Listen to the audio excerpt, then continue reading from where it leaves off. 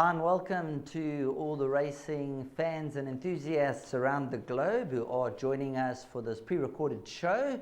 We are recording on Saturday the 4th for the meeting on Sunday the 5th of January. So we are recording very early on Saturday morning. So take note of the final declarations on Sunday as the show is pre-recorded, and there will probably be one or two scratchings that'll come to hand, final declarations. Joining me in studio is Warren Lenferner to go through the card with me. Now, Warren, as we talk, today, Saturday, they say it's going to be close to 40 degrees. And then I see tomorrow at Scottsville, the weather's going to cool down. And then we've got some rain on the way from tomorrow evening. Sheldon, good morning. Lovely to be with you again on the show. And yes, it's been, as you say, we're recording Saturday. You've made that very clear, which is good because we still get some queries about when the show is recorded. It's a pre-recorded show. But today, Saturday, it's an absolute cracker. 40, I think they're expecting 40 degrees. And as you say, tomorrow cool off a bit, which will be most welcome. And then, as you say, I think from Monday, a bit of a wet weather around. But at the moment, we're burning. Well, talking about burning, the current price, 8 to 10, about number one-armed bandit in race number 1. 12:35 is the off time. We have an 8-race program, so it will be the commencement of the bar pot. So one-armed bandit, 8 to 10. There's been money around for the first time at number 9, Life on the Tides. The Buffalo Bill Cody from the MJ Udendal stable from around 7 to 1 is down 7 to 2. And then number 8, Limelight Legend, who finished 10 lengths behind Agrado first time out, is at 5 to 1. 7 to 1 and better the rest. Now, Warren, when it comes to race number 1, last time out, I had my reservations about one-armed bandit going the 1,800-meter trip, and the money came. He was strongly supported. This is the ideal field, bringing him back to 1,200. What do you make of the Son of One World? Sheldon, short, sweet, and to the point I'm going to be. One-armed bandit has the form, the best form in the race, I believe. 8 to 10, 7 to 10, it's a little skinny for me. In fact, not a little skinny, it's very skinny for me. He can win, he should win. If he doesn't win, he may battle going forward. That's how strong I am on one-armed bandit winning the race. But the odds, would I be having my maximum at 7 to 10? No. So it's probably a race where we look for quartets, exactas, that type of thing. I respect the early money, Life on the Tides. Buffalo Bill Cody Colt out of High Chaparral, mare called Gypsy Pirate, 380,000 Rand. These owners, Desiree de Andrade and Scott Gaskell, are in hot form. Wilke Borsdrift and Maritz Fontaine are in unbelievable form. So if the money's right and this colt has got any ability, he'll beat this field. 100% right. So number 1, one-armed bandit. Not much form to work with. Going to be the selection, but we would not be taking 8 to 10. If he wins, good luck to all concerned. And then Warren, just one interesting observation. Number 3, Global Drumbeat. Rachel Venica jumps aboard, currently at 40 to 1. This horse finished 15 lengths behind Major Tommy first time out, but we know that form line, there were horses running on strongly. Agrado came through to win, and there's a few decent horses that are going to come out of that form line. And when the riders jumped off after the pull-up and they came into the parade ring, I said to Marco van Rensburg, I said, next time you're going to jump aboard a Grado or that other runner, Emoyeni, who finished off like a train.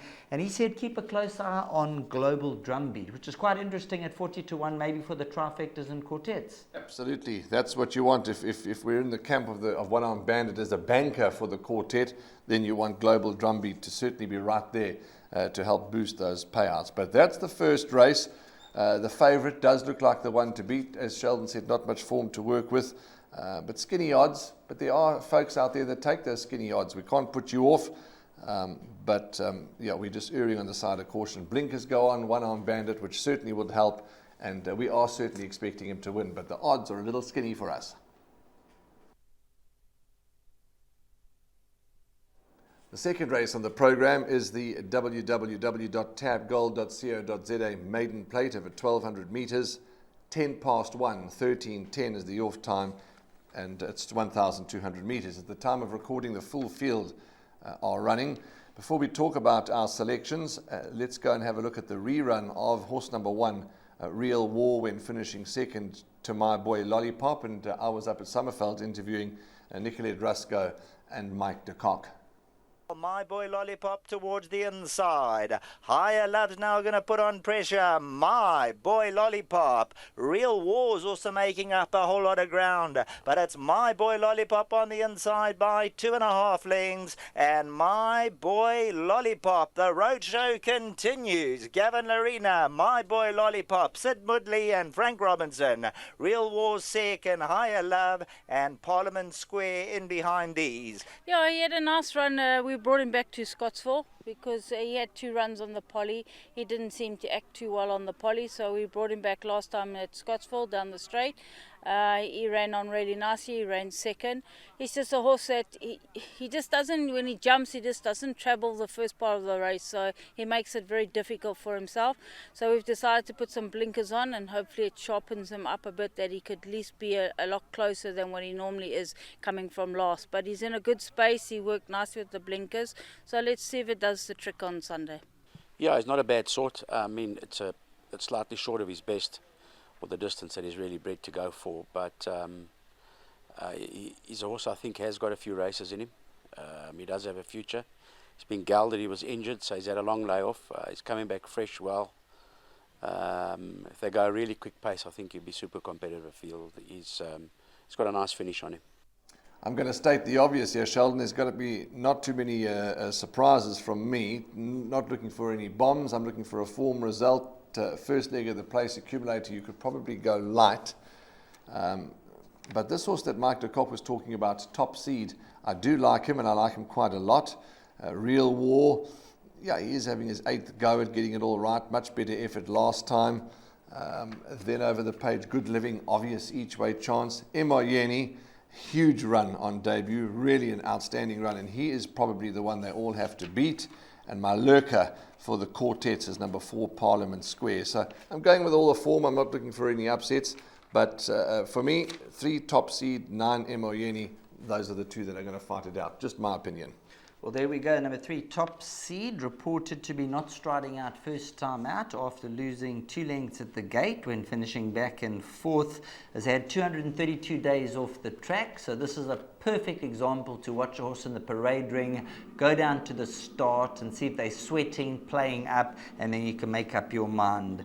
Number 8, Good Living, I fancy quite a bit with the 4 kgs off the back, dropping to 1200 meters, will be very, very competitive. And of course, Real War seems to absolutely love Hollywoodbets Scottsville. And then number 9, Emoyeni. This son of Rabada, eye-catching, an eye-popping introduction, came from an impossible position to run second. The average rating was a 76, and this individual will appreciate the extra 200 meters. And when you look at that time, Warren, of 22.3, in the last 5 or 6 meetings, I've picked up 2 or 3 horses in a race that have got a time of just over 22, which equates to about 8 lengths compared to some of the other runners, and they've come through. So I'm going to go on that 400 to finish, which gives this individual about a 7-8 length advantage on the time 400 to finish frame. Absolutely, spot on. And also, just one point to add, this was Emoyeni's second 5.20 to Major Tommy. Well, obviously the first race will have run, and that was Global Drumbeat, was in the same race as Major Tommy. So if Global Drumbeat's able to improve a lot, it'll just help Emoyeni's cause. But you've heard Sheldon talk about the times, etc. And yeah, I'm excited to see Emoyeni run. I think he's a quality colt in the making. And I don't think we can touch on pretty much more. Real War, Top Seed, Parliament Square, the lurker, Good Living, Sheldon likes, Emoyeni. To close, are you happy to say Emoyeni probably our first choice? First choice, Emoyeni? Yes, I think number 9, Emoyeni, and then number 3, Top Seed. I think those are the 2. And then after that, we got Good Living and Real War. But number 9, Emoyeni, we know that the MJ Oudendal stable did have a bit of a virus, but let's hope they come back strong and into the winner's enclosure.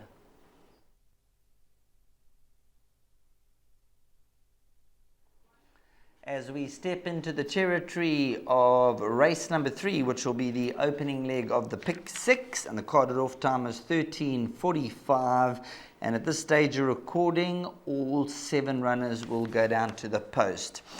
Now this is a Class 5 fillies and mares over 1600, which means we're going to be ducking and diving and trying to find a winner here. Number 5, Pink Diamond. The bookmakers have 22 to 10. Lorenzo Karim and Atendiwe Mgutwa. Number 3, Elusive Bell at 7 to 2. 6, Firecracker 4 to 1. And the early money for number 7, the Supernova Star from 11 to 2 down 4 to 1. 4, Fate Decreed 7 to 1. 1, Kitten's Adventure 7 to 1. And number 2, Joan the Wad at 8 to 1. So Warren, all runners are in single figures. And this is a race where it's an absolute nightmare. I think there's 7 runners. Let's quickly go through it, and rattle off our thoughts. Kitten's Adventure, the mare, they've tried 1950, it didn't work. She's taking her time to win again. I'm not big on her. I'm not sure if you agree with that comment. Joan the Wad, that post-maiden run wasn't great. It beat Art Nouveau. I think Art Nouveau still hasn't won the race, so that's weak in my opinion. And then talk to us, Sheldon, about the next 2. Give you a comment on the 3 and the 4. Yes, number 3, Elusive Bell, coming off a 63-day absence. I like the fact that this horse dropped down to a 61 from a 64. Yes. Prior to that was a 66. So here's a runner who comes in with a lively chance. You can't say a good thing. Very, very open race. But I think number 3, Elusive Bell, is going to run an absolute cracker. If number 4, Fate Decreed, had to follow up, I'd be slightly surprised. Saying slightly surprised, it wouldn't be a shock. But she races off the same rating that she won the maiden, a 67, and I think that could be her saving grace. That could be her saving grace. I agree with you. No surprises, but not my first choice. Pink Diamond for Lorenzo Karim and Atendiwe Mgutwa. This is the mare that they could fear the most. Never too far off them. Was a winner of the maiden 4 starts back. Runs since then haven't been bad, so she's got an outstanding each way chance. Firecracker, weight off, that'll help. It'll need to help Firecracker. She could certainly get a blow in if she found her best form, and as I said, the weight off will help maybe do that. And the Supernova Star, a bit of early money, winner of the penultimate start, but the last run raced wide, compounded, so that's a bit of a concern. So, wow, as you say, Class 5, we really are ducking and diving to try and find the winner. My closing point is, like you say, Elusive Bell, probably the filly that would get my first choice if I was pushed into a corner. Big Danger, Pink Diamond. 3 and 5 for me, Sheld. There we go. So numbers 3 and 5, and I must agree, number 5, Pink Diamond. There's been a lot of talk around this individual. Those 6-year-old, still a one-time winner. Did win off the same rating when winning the maiden. Won off a 60 rating. Went up to a 66, is back down to a 60. So for those who follow cycles, who follow patterns, Pink Diamond when winning the maiden was off a 60 and is back on a 60. So should be a huge runner here. Number 1, Kitten's Adventure. Well, they've been adventuring with a whole bunch of different things. Distance-wise, blinkers, cheek pieces, now the mile. This is the type of horse who could pop up if finally at her best. If not, I think then she's going to see the paddocks very, very shortly. But sweet and short, race number 3, very wide open. Number 3, Elusive Bell. Number 5, Pink Diamond. And number 1, Kitten's Adventure, if she decides to run. Fourth race on the card is a Class 4 over 1,400 metres. And the race runs at 20 past 4. Gallop TV Class 4, 1,400, 20 past 2 rather, my apologies, 14:20. So let's make that very clear, 20 past 2 Sunday afternoon. Let's go in straight to the package and we'll come back and talk to you shortly. Inside Jet Legacy, on the outside Smorgasbord and B52 Connery. On the inside Jet Legacy's trying to make a race of it, and it's still Connery in front. Jet Legacy's trying to wear it down. On the outside Smorgasbord and Cabinet Shuffle. Connery's digging in over the last 50 though, and Connery will win it. Second will go to Jet Legacy, Cabinet Shuffle and Smorgasbord. Yeah, he's a good winner of his last start. Back in a similar sort of quality race. I've got a feeling the 1400 is probably where we're at with him, given his breathing issues. Rachel takes the 1.5 off. I think he'll be competitive. Yeah, Winter Waves as well. He's always tries hard and feel that he's got a place chance. This horse Cabinet Shuffle, Sheldon, was as high up as 108 at one point and is down now to a 78. So that's a huge drop over time. I know of late it's been 80, 79, 79, 79, but over time there's been a big drop. And I quite like him today for Vibrant Nation Club Pty Limited nominee there, Mr. Lance Raphael Cherry. He's by no means a good thing, but he's probably my first choice. But I do also like Turk Connell. If he were to go back to back, I wouldn't be shocked. And there are others, but the reason for the show is to sort of give our shortlist, give our principal contenders, and for me, 7 Cabinet Shuffle from 3 Turk Connell. I'm also going to be with you at number 7, Cabinet Shuffle, a horse that's been on my radar for a while, and also I've been waiting for the merit rating to come down. It's taken quite a while for this horse to slowly edge down in the rating, and I think this could be the right type of race for Cabinet Shuffle after 717 days to get that next victory. 2 wins at the course, 1 over the distance, and I'm going to be with you, number 7, Cabinet Shuffle. Number 3, Turk Connell, Rachel Venica with the 1.5 kgs. That almost nullifies the penalty from last time from a 78 to an 82. We heard from Mike de Kock there, the breathing issues. So 1400 seems to be where they are at with number 3, Turk Connell. And then there's one other horse, number 8, Stars in Heaven, who's been an absolute revelation of late. A horse who packs a dynamite finish, but has gone up from a 72 to an 81. And this is going to be the acid test for Stars in Heaven. Yes, Hollywood Racing, running well. Their horses, Gareth Van Zyl in a good space, their yard. So lots to Serena Moodley banging home the winners. Acid test, absolutely. Hat-trick is definitely on the cards, but he's not going to have it easy. So yeah, it's a class 4 event over the 1400. So that's what we like for the 4th race. Cabinet Shuffle, we say the old boy, he's just been such a stalwart for the stable, running well, earning and just off them, and he's would be deserving if he were to win this race.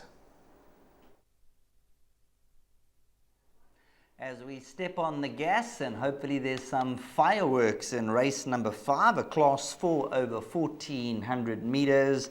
And when it comes to race number 5, number 6, Ralph the Rascal, I made my value bet last time out, and just when it looked home Jerome, let's go take a look at the replay of Ralph the Rascal when getting touched off on the post.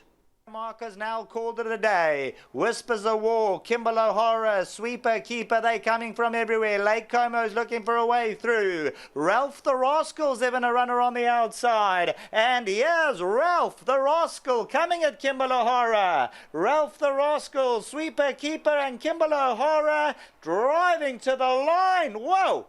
Sweeper Keeper put the nose down. Ralph the Rascal the outside, and Kimball O'Hara. Well, there we go. Number 6, Ralph the Rascal, who I made my value bet last time out at around 20 to 1, shortened 8 to 1. And as you saw from the replay, moved up, went past them a winner, and then was touched off on the post. Then Corbo Team, they were looking for the double with Colorado Creek, which did win the last race on that night. Ralph the Rascal, Warren, he's a game sort. And the way he went past coming to that 250, it's not too often you see horses come back and beat them like that. Yeah, it was a great race and a great finish and a good ride from all riders. But yeah, Ralph the Rascal can certainly go one better. One small concern, and maybe it's not a concern, that's why we do the show together. 8 starts at the course for 3 places, never won at this course. He's a 5-time winner. Should I be worried about that or not really? I think you should be, because the Greyville circuit, it's a shorter run-in, right. And I think last time out the rider might have just moved a stride or two too early. Okay. Obviously you're making your decisions, you're riding the horse, it's traveling well, you've got to make the decisions. But when he moved, I thought the right move. When I watched the replay, I thought if he just hung on another stride or two, he probably would have held on. But that's just because of the shorter straight. So you have every reason to be a little bit on the edge there with Ralph the Rascal, because the shorter run-in might be exactly what he likes.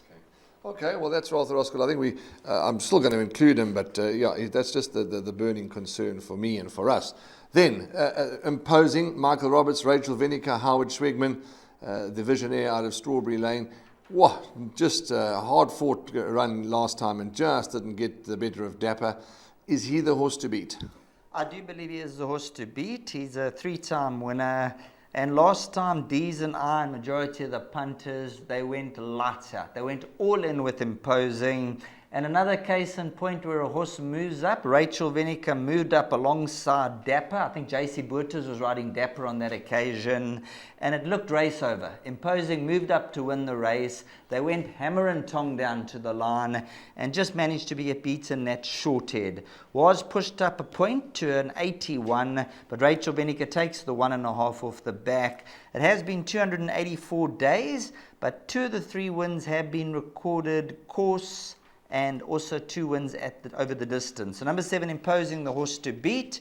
And then the interesting runner for me is number 4, Smorgasbord. He is an older horse from the Louis Goosen outfit. It's been 1,030 days since he last won a race. The slight concern for me is that the merit rating, it's taken a long time to come down. I'm glad they dropped him 3 points for that last run behind Good Traveller, because prior to that it was -1, -1, -2, which I don't believe was enough for him.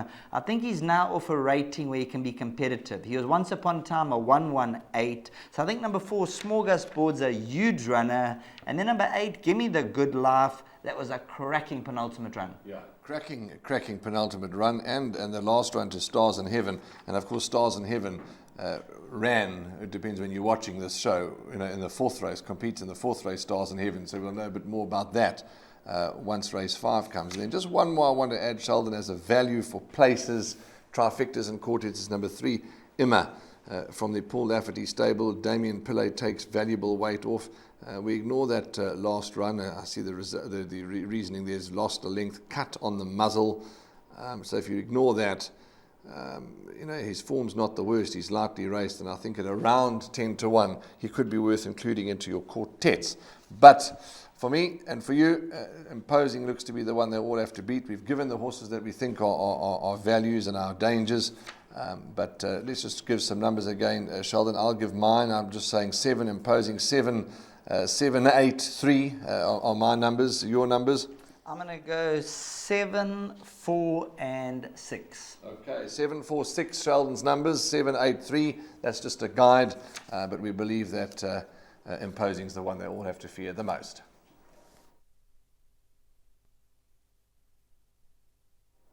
Race 6 on the program is a Class 4 race for fillies and mares over 1,400 metres, where they're racing for a stake of 110,000 Rand. The carded off time, ladies and gentlemen, is 3:30, 15:30. 3:30 race 6 of 8. And there is a package, interviews that we did with Alison Wright, Mike de Kock and Nicolette Rusco. Let's go and hear what they had to say up at Summerveld. Miss Pageant's another one that always does her best, and she's well going into the race, and feel that she can run into the money. She should need the run. She's had a bit of a rest. Sparkling Jubilee is also coming from a bit of a rest. She's done quite a bit of work. She runs well fresh. 2 disappointing runs at Scottsville. Having said that, the last one was a feature, where she wasn't too far off them. The form, it doesn't look too bad. So I think she's a runner in the race. Yeah, we gave her a nice break from her last couple of runs that she had. She had a nice good run back at Scottsville over the 40, I think it was a 1,200. She ran really nicely. She ran 4th, just needing the run. We're going 1,400 today, which I think should suit her very well. The only concern is we are drawn a little bit wide, but Sean will just have to see what he can do. But she's fit and she's well in herself.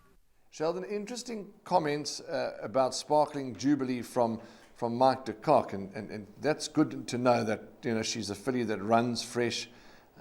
22 weeks since she's last been seen, but as he says, she wasn't far off in that little feature at Hollywoodbets Scottsville, and she's around 7-1, so that's nice information. 100% right. I was just going to say, when it comes down to the tools that we have at our disposal, it's unbelievable on Gallop TV. We get the team, yourself, Rahil, go out to Summerveld, do the interviews, we put the reruns together, we study the card, then you go onto the Gallop YouTube channel, you watch the replays, and there's a whole lot of tools. And when you put everything together, that's how you find your winners. So those comments from Mike de Kock saying that she runs well fresh, she's doing exceptionally well, ignore the last run. I would have overlooked number 10 Sparkling Jubilee. So the fact that Mike de Kock's now said include, we're going to include this one in the exotics. Yeah, absolutely. Good point and well said. And just to digress for a moment, I don't know who it was that interviewed Tristan Godden the other day, and he was upset about certain things, and we hear that the social media comments. My wish for 2025 is that they put all that aside now. Everyone's doing their best for the betterment of the game, as you say. You're driving up to Summerfeld, phoning trainers, getting reruns, studying our form. It's not an exact science. All we can do is our very best. So that's my only wish for 2025, that we can all soldier forward and just try and pick winners to the best of our ability. We're all in the same game. We've got the same passion and we've got the same views, and that's to back winners. Whichever tools you use, whichever way you have a go about your studying and that, we're all in the same game, and we're there to try and tip winners. Sparkling Jubilee. Okay, so that's a tick now. But I want you to pass the ball straight back to you, because you found two lovely lurkers here. Talk to us. Yes, I was in a bit of a corner looking to find a best of value or an exotic on the day. So I decided where my strength lies, my value bet. So I've gone with two horses in the same race, and they both are 10-1 as we speak. Number 1, Chelsea Flower, and number 6, Prom Queen. Now let me make my case for them. Number 1, Chelsea Flower. She's a 6-time winner.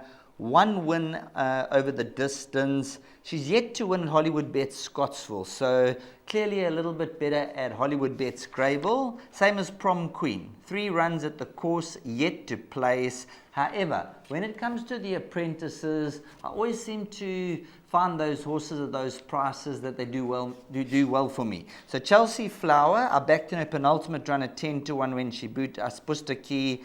Last time the mile, I think, is just out of her range. So back to the 1400 from the 1 draw.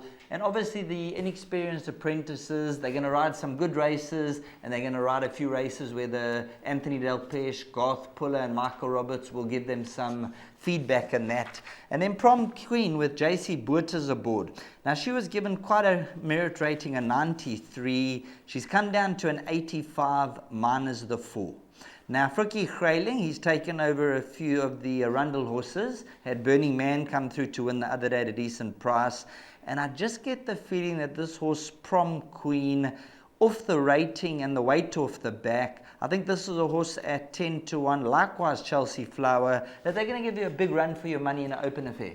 Sheldon, let's just never mind the positions and the links and all this. Let's just forget about that with Prom Queen. Let's just read out to the viewers some of the names on debut. Little Ballerina, Disting, Just Reckless, Quid Pro Quo, Perilla. I mean, those are big names. So she's obviously been highly thought of to have been put in all those races. So well found. I don't think she's going to start 10-1 come race time.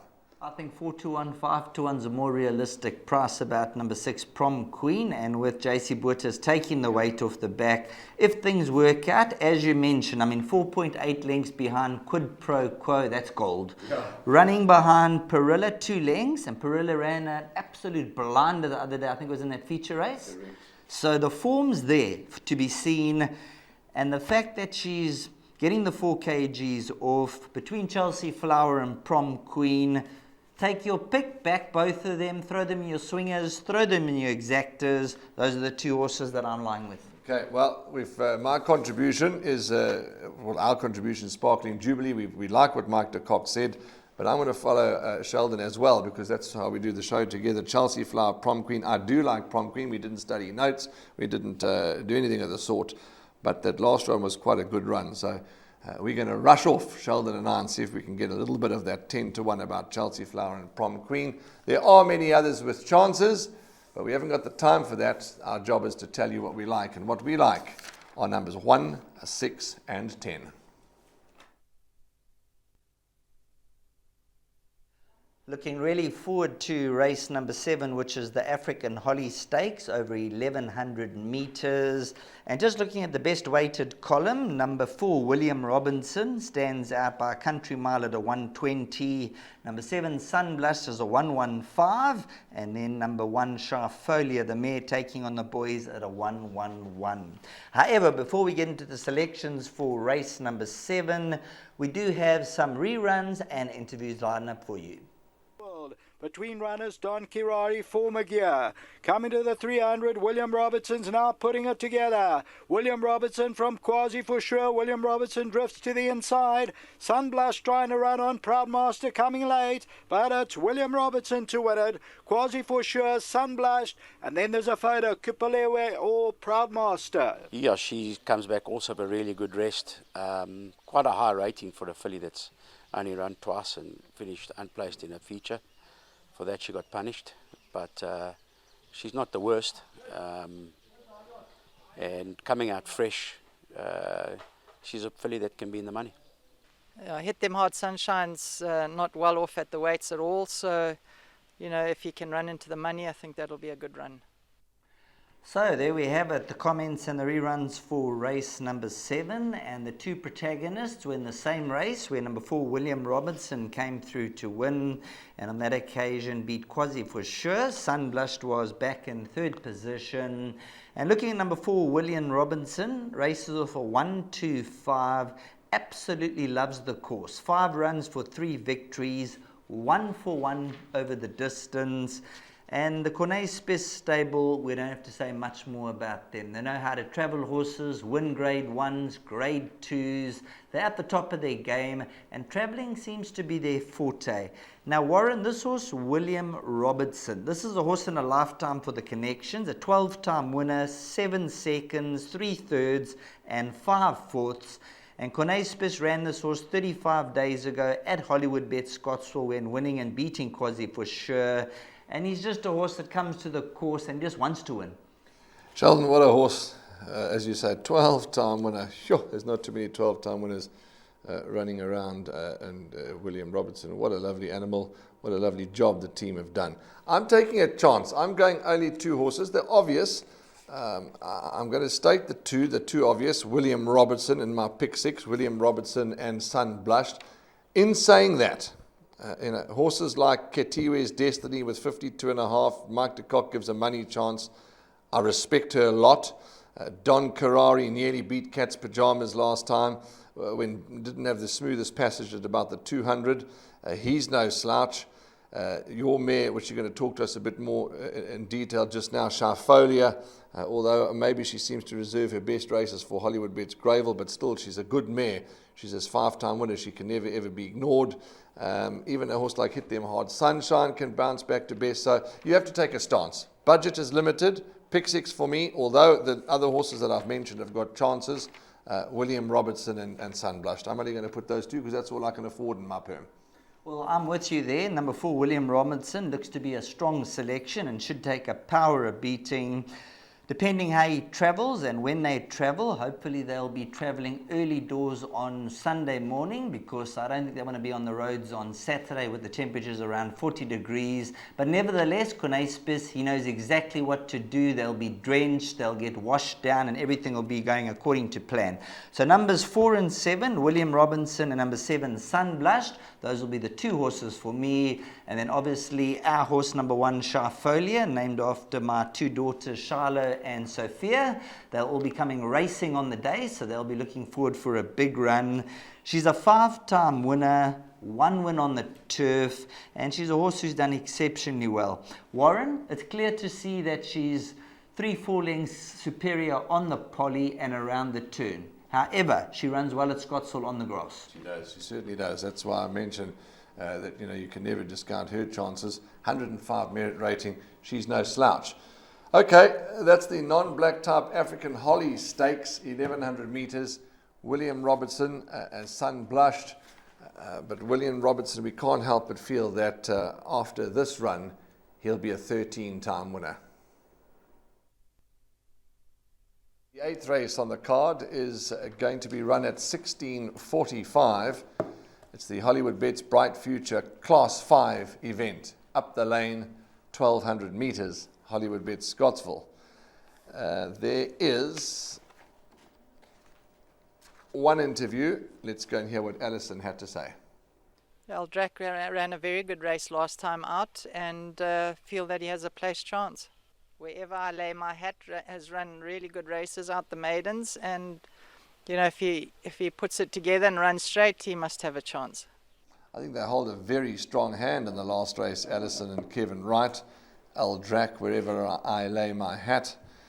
Those two have got to have undeniable chances.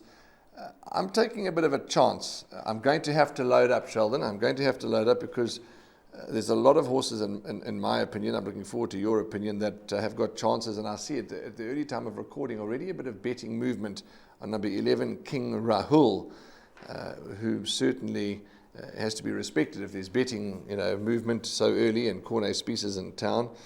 But this was One Irish Rover. You mentioned that MJ Oudendal had a bit of a virus. Hopefully he would have won the second race with the name of the horse is Emoyeni. Hopefully he would have won the second race with Emoyeni. And this was One Irish Rover. I'm going to take a chance and go with him as my first choice to go back-to-back with the weight off Damien Pillay again. But by no means a confident selection, by no means a good thing, because there are plenty others with chances. But my first choice, no confidence, is One Irish Rover, but plenty others. Yes, Warren, when you look at number 2, One Irish Rover, we know the MJ Oudendal stable. They did have a virus, some temperatures going around. This was the only runner that took its place last time out. I think he had about 6 runners on the day. 5 runners were scratched. And somebody from 7-1 down 3-1. MJ afterwards, he said he wasn't that confident, but somebody took the confidence that this horse is running, it's fit, it's well, and MJ would have done all the behind-the-scenes homework, and they got the money. So number 2, One Irish Rover with the 4 kgs off the back, you've got to give real healthy respect to, and is probably the horse they got to set their sights on. Now, I'm a sucker for punishment. This horse, number 6, Now I Got You. It's racing 41 points below its best mark. It's still a one-time winner, so we all know the story. It hasn't won in 859 days. Quite a few runs back. I had some small bets on it because I thought it was going to drop down to the right rating. It's now 41 points off its best rating. So, it's got issues. If a pair of blinkers go on, I think that'll certainly help a horse like this. They have tried blinkers a few runs back behind Trippy T, but that was on the poly track. Down the straight, 1,200 meters. I've spoken to Nate Kotson and Daryl Daniels, Muzi and them on a few occasions to find out when is this horse going to be ready. They said the ability's there. They obviously iron out a few little issues here and there. But off a 65, we keep saying we're beating on the same drum. If you can't beat this field, but we've said that the last few runs, so eventually you give up on a horse. But don't be too hard on yourself, because you nearly got it right last time. He nearly got it right last time. It was a huge run. So without my money last time, I said I've given up on this horse. Now he's rejuvenated my thought process. Absolutely. So I am going to have a small bet on number 6, Now I Got You. I'm going to go on the merit rating. I'm going to say his recent form, fair form, but I'm going to go from a 106 to a 65, and I'm going to be all in. Number 6, Now I Got You, from number 2, One Irish Rover, box the exactors and row them in the quartets. Well, that's what it's all about. That's what it's all about. We take a chance. It's a gamble. We go in. And Now I Got You. That was a huge run last time. Absolutely huge run. And yes, he's testing our patience. I like One Irish Rover, so does Sheldon. But Sheldon's first choice is Now I Got You. Mine's One Irish Rover. There are, as I said, others that have got chances, but we can't go on and on about each and every runner. It's a selection show. Boxed exactors could be the way to go. Race 8, One Irish Rover, Now I Got You. Box them 2 and 6, and let's hope you're in the payout queue.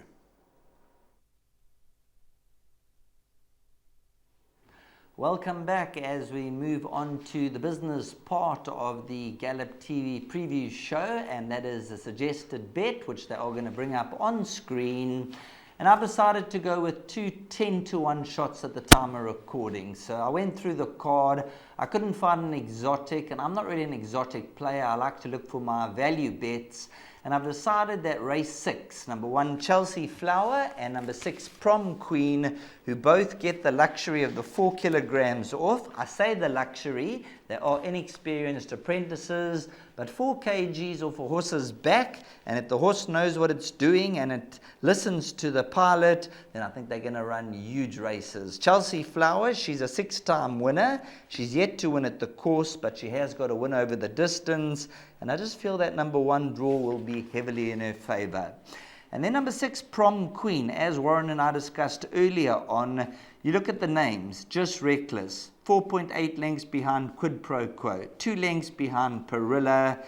And in this type of field, I think 10 to 1 is a huge price. So both horses are 10 to 1, have a little bit of an each way wager, and then play your swingers, trifectas, and quartets and the likes around these two individuals. And hopefully on the day, they decide to run first and second, which will be a big bonus.